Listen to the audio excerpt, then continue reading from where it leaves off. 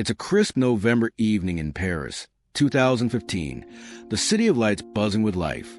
Picture couples sipping wine at outdoor cafes, their laughter mingling with the clink of glasses, friends sharing stories over dinner, and music fans packed into a concert hall, swaying to the beat of a rock band. The air feels electric, alive with the promise of a perfect Friday night. In an instant, that joy turns to horror as gunfire erupts, explosions shake the streets, and screams pierce the air, drowning out the music and laughter. This is the night of November 13th, 2015, when a series of coordinated terrorist attacks struck the heart of Paris, leaving 130 people dead and over 400 injured in a matter of hours. Welcome to Global Shadows, where we uncover the darkest crimes against the innocent. Today, we're stepping into one of the most devastating nights in modern history. The 2015 Paris attacks, a tragedy that targeted ordinary people in a city celebrated for love, culture, and freedom. The attackers, inspired by the Islamic State, hit 6 locations across Paris, from the Bataclan Concert Hall to bustling cafes, and the Stade de France stadium, where thousands had gathered for a soccer match. Their weapons were assault rifles, suicide vests, and a chilling intent to kill as many as possible, leaving no one safe. Not the young, not the old, not the locals or tourists. For hours, the city was gripped by chaos. Survivors hid under tables, hostages faced unimaginable terror, and first responders risked their lives to save others, running toward danger as others fled. The world watched in shock as the death toll climbed in Paris, a global symbol of freedom and joy, became a battlefield, its streets stained with blood and grief. In the days that followed, the attackers were identified, their motives traced to extremist ideology, but the scars they left behind would last a lifetime for survivors, families, and a nation. This wasn't just an attack on a city. It was an attack on humanity, on the simple pleasures of night out, on the very idea of safety. How does a city heal from such a deep wound? And what can we learn to protect our communities from such terror? Let's walk through that fateful night, honor the lives lost, and explore the resilience that rose from the ashes of this tragedy, a testament to the human spirit's ability to endure. November 13th, 2015, began as a typical Friday night in Paris, a city of 2.2 million people renowned for its romance, art, and vibrant nightlife. The 10th and 11th arrondissements, known for their trendy bars and bohemian vibe, were packed with people enjoying the star of the weekend. Locals and tourists filled the outdoor terraces of cafes, like Le Carillon and La Belle Équipe, their conversations blending with the clink of wine glasses and the hum of passing scooters. At the Bataclan Concert Hall, a historic venue on Boulevard Voltaire, over 1,500 fans crowded in to see the American rock band Eagles of death metal, their cheers echoing as the band launched into their set list with electric energy. Just a few miles north in the suburb of St. Denis, the Stade de France stadium buzzed with excitement as 80,000 spectators, including President François Hollande, watched a friendly soccer match between France and Germany, a moment of national pride.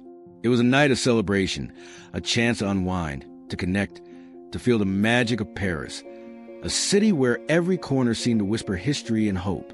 But beneath the surface, a sinister plan was already in motion. At 9:16 p.m., the first attack struck outside Le Carillon Bar and Le Petit Cambodge restaurant, just across the street from each other. 2 gunmen, armed with AK-47s, stepped out of a black car and opened fire on the terraces, their bullets shattering glass and cutting through the crowd with ruthless precision. Diners dove under tables, some clutching loved ones, others playing dead as the gunfire echoed for nearly 3 minutes. 15 people were killed and 10 others were critically injured, their meals left untouched, their lives forever altered.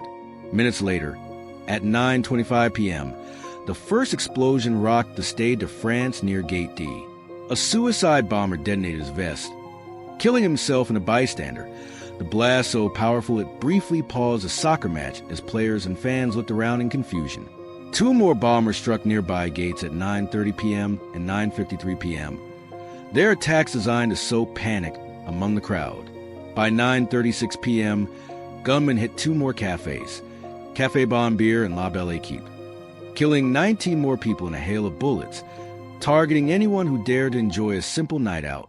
Paris, a beacon of joy, had become a target for terror, its streets now echoing with screams and sirens. How could a night so full of life turn so deadly, so fast? The worst was yet to come. While the cafe attack sent shockwaves through Paris, the deadliest strike unfolded at the Bataclan Concert Hall, a 150-year-old venue known for hosting legendary performances. At 9:40 p.m., as Eagles of Death Metal played their song Kiss the Devil to a crowd of 1,500, 3 gunmen burst through the doors, their AK-47s blazing. The crowd froze, some thinking the gunfire was part of the show, until the reality hit. Bullets were flying and people were falling. Screams replaced the music as the attackers, dressed in black and shouting in Arabic, sprayed the room with gunfire, targeting anyone in their path, from the dance floor to the balconies. Concertgoers dropped to the ground, some crawling toward exits, others hiding behind seats or playing dead among the bodies of friends and strangers. The gunmen reloaded methodically, their faces cold and emotionless, as they fired into the crowd for 20 minutes, killing 90 people in a relentless assault. Blood pooled on the dance floor, bodies piled up near the stage, and the air filled with the acrid smell of gunpowder. A scene of pure carnage in a place meant for joy. At 9:50 p.m., the attackers took over 100 people hostage, herding them to the upper balcony of the Bataclan, where they stood over them with rifles and explosives strapped to their chests. They shouted about Syria and Iraq, declaring their allegiance to the Islamic State and claiming the attacks were revenge for French airstrikes against ISIS. Survivors later described the terror of those hours, hostages whispering prayers, some texting loved ones goodbye, others holding hands in silence, fearing each moment would be their last.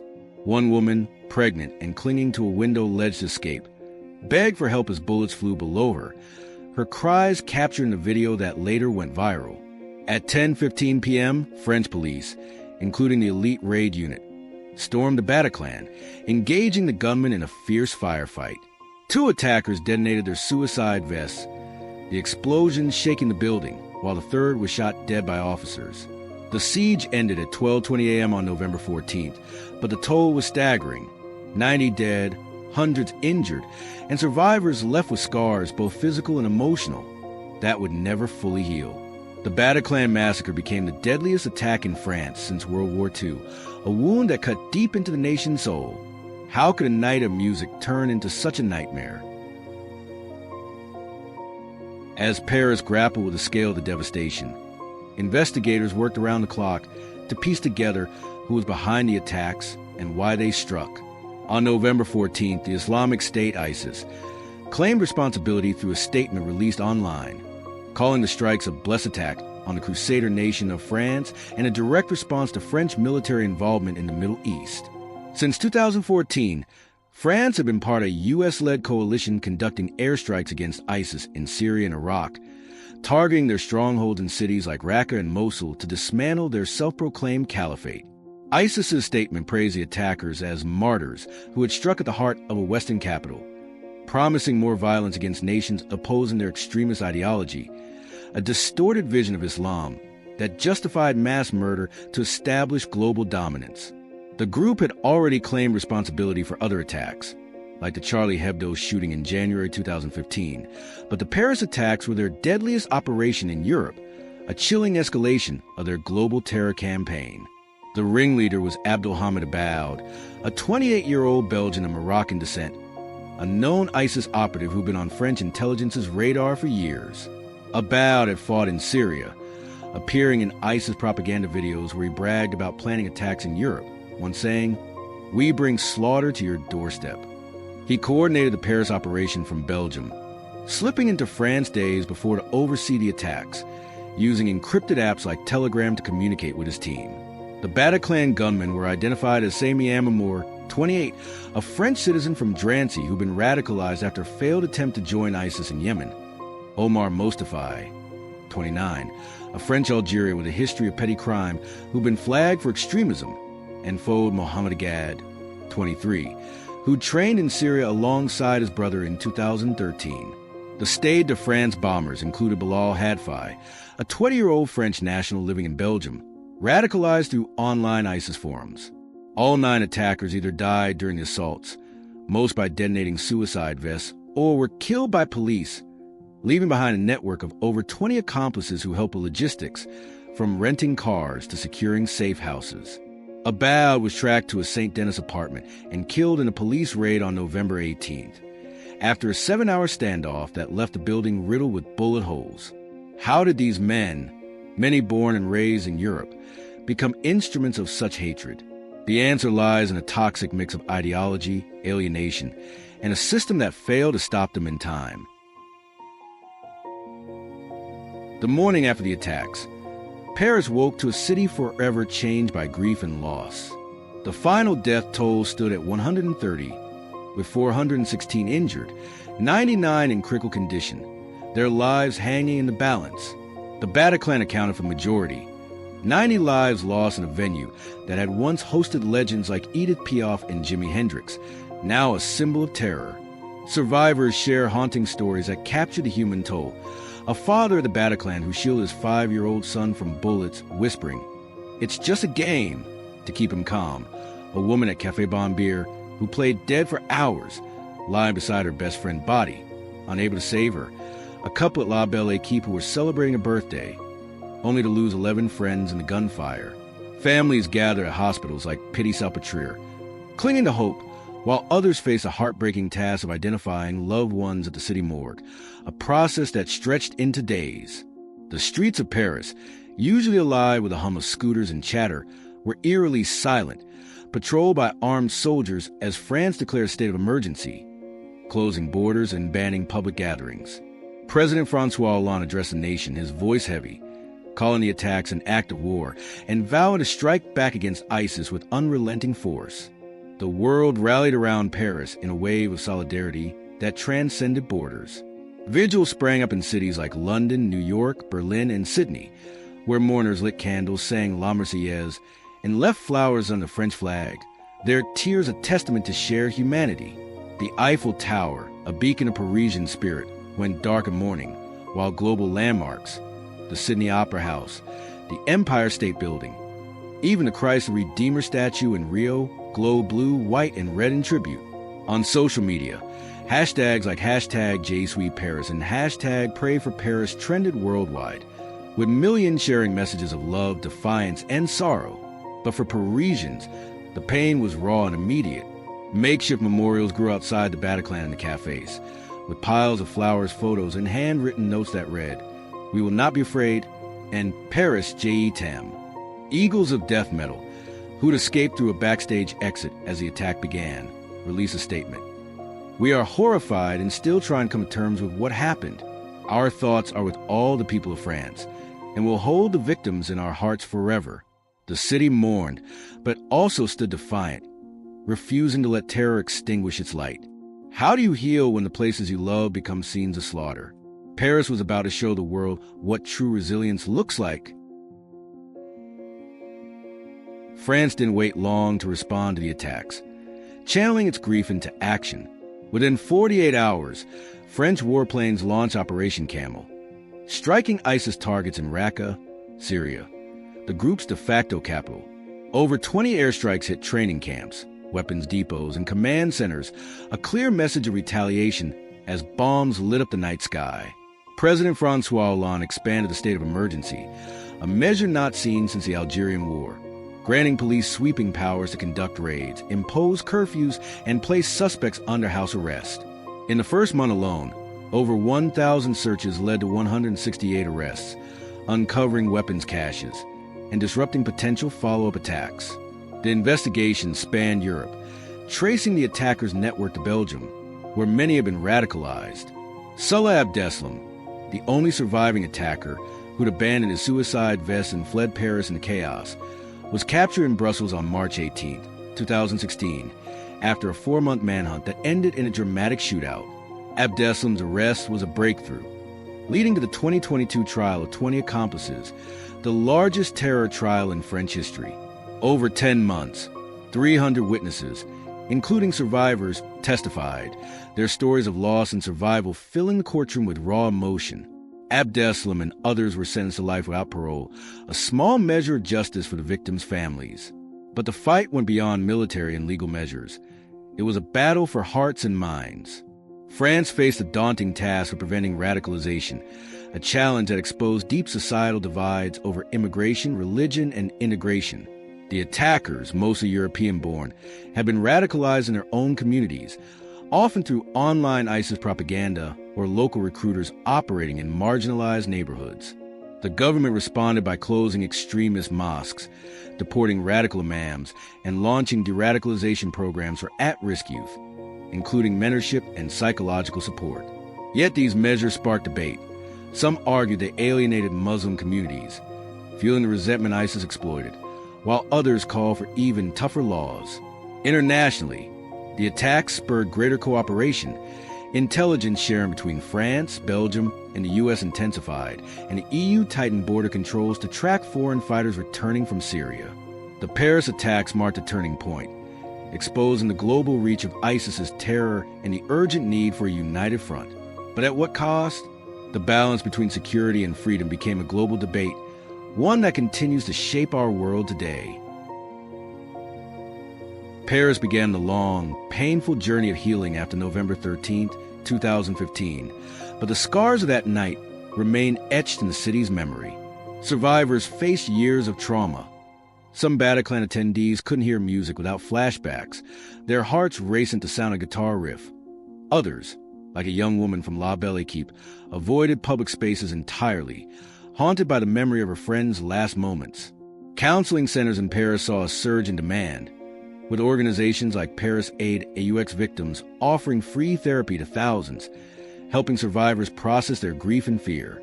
The city honored the victims with lasting tributes. A plaque outside the Bataclan lists the names of the 90 who died, a quiet reminder of lives cut short. Annual ceremonies on November 13th bring families together to lay flowers, read names aloud, and share moments of silence, their unity a testament to love over hate. In 2020, a permanent memorial garden opened in the 11th arrondissement, a serene space with benches and trees where Parisians can reflect amid the city's bustle, a place to remember and heal. Eagles of Death Metal returned to Paris in February 2016, playing an emotional concert at the Olympia Hall, where survivors and victims' families joined in a tearful show of defiance, singing together to reclaim the music that terror had stolen. Their voice is a powerful act of resistance. The attacks also reshaped how we think about safety, not just in Paris, but worldwide. France increased security at public venues, with armed guards and metal detectors now standard at concerts, stadiums, and even Christmas markets, a stark change in the open, carefree Paris of 2015.